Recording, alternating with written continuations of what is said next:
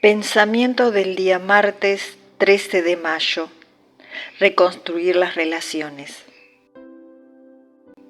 El Señor nos ha hecho el regalo de impulsarnos cada vez más a poner como base de cualquier cosa el amor recíproco.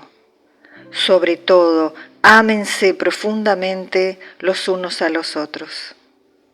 Por sobre todo, es así como el obrar adquiere valor.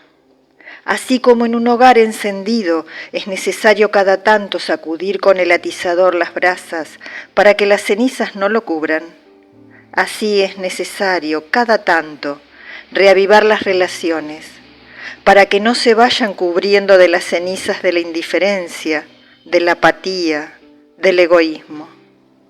Reavivar las relaciones, aprovechar todas las ocasiones del día para hacer salir llamas de amor incandescente de nuestros corazones y del de los hermanos.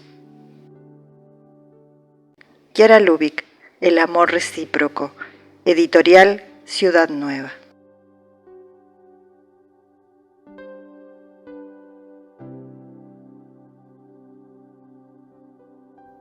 Hola, si te ha gustado este video, danos like y suscríbete al canal para recibir notificaciones. Recuerda que es libre y gratuito sin ningún compromiso. Palabra de vida, mayo de 2025.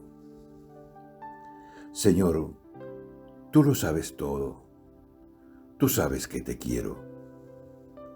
Evangelio de San Juan, capítulo 21, versículo 17.